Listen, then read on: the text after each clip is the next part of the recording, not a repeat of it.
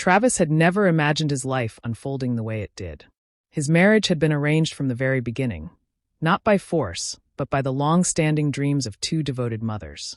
His mother, Emily, and her best friend had spent years envisioning the perfect union between their children, and despite their initial resistance, fate had its own plans. At first, Travis and Emily scoffed at the idea of being pushed together like characters in a storybook romance. But after a few encounters, something shifted. They began seeing each other in a new light, their conversations growing longer, their laughter coming easier. Soon, the idea of dating no longer seemed absurd.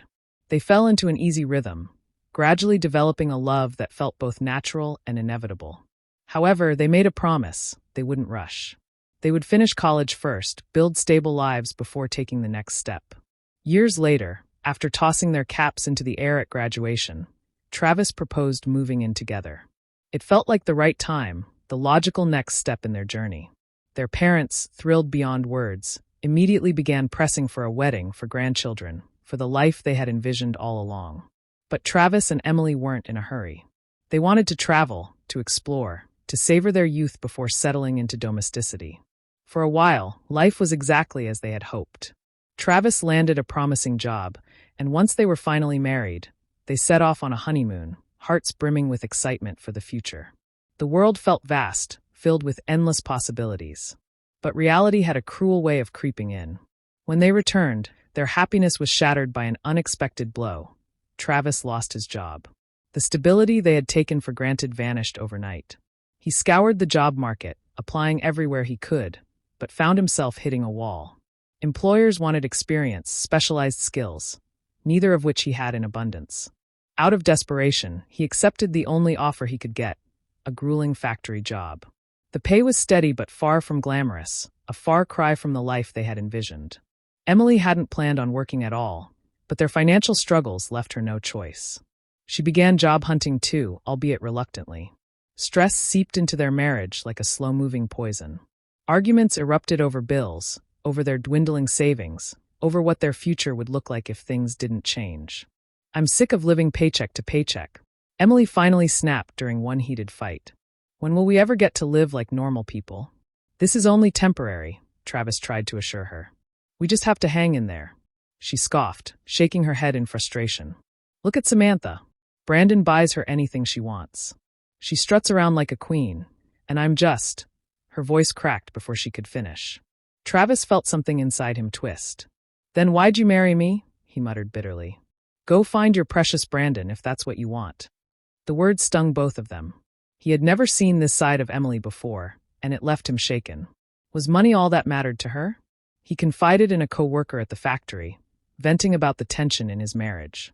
The man listened patiently before sharing his own story, how his first wife had obsessed over wealth and luxury, only to leave him for a richer man. That conversation haunted Travis.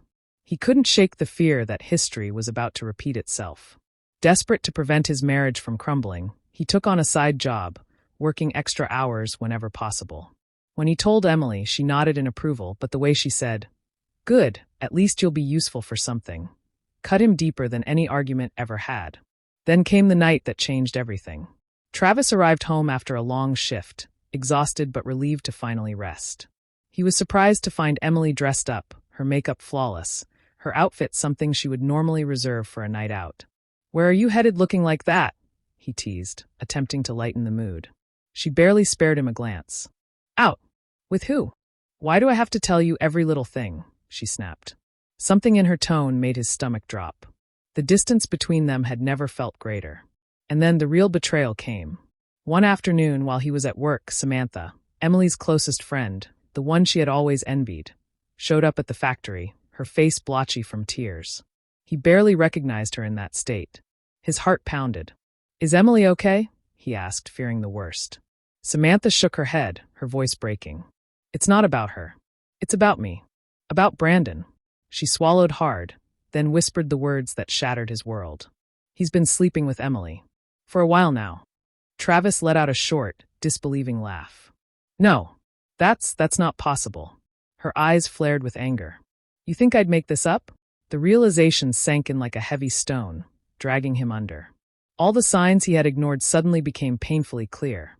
The secretive behavior, the dismissive answers, the unexplained nights out.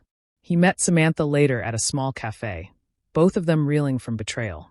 Over cups of coffee that neither of them truly tasted, they talked, shared their stories, their disappointments. Samantha admitted that her perfect life with Brandon had been a facade. He was controlling, manipulative, and Emily had admired him all along. By the time Travis drove home that night, anger burned in his veins. He rehearsed the words he would throw at Emily, the accusations, the rage.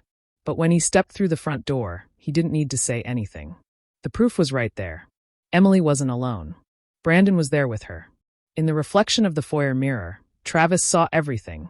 The intimate betrayal, the moment that would be burned into his memory forever. Emily, the woman he had loved, was on her knees before another man, so engrossed she didn't even hear him come in. The world blurred.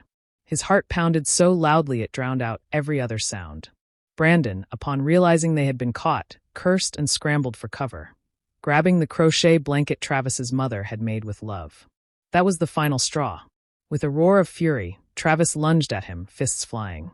They fought like wild animals, driven by raw rage and betrayal. Emily screamed, trying to pull them apart, and when that failed, she grabbed the closest book and slammed it over Travis's head. "You're crazy," he yelled, staggering back. "You were going to kill him," she screamed. Brandon took the opportunity to flee, clutching a black eye as he bolted out the door. Travis stood there, breathless, heartbroken, knowing one thing for certain: this was the end. There was nothing left to salvage. When he told his mother about the divorce, she sobbed, begged him to reconsider, but he only laughed bitterly before hanging up. A month later, Samantha called him, her voice filled with newfound strength. She had finally kicked Brandon out. "Want to celebrate?" she asked, a hint of hope in her tone. And so, from the ruins of their broken relationships, something unexpected blossomed. As for Emily, she moved in with Brandon, but the dream quickly turned into a nightmare. Without the need to impress her anymore, Brandon revealed his true nature: controlling, manipulative, cruel. Trapped, Emily realized too late that she had traded love for a gilded cage.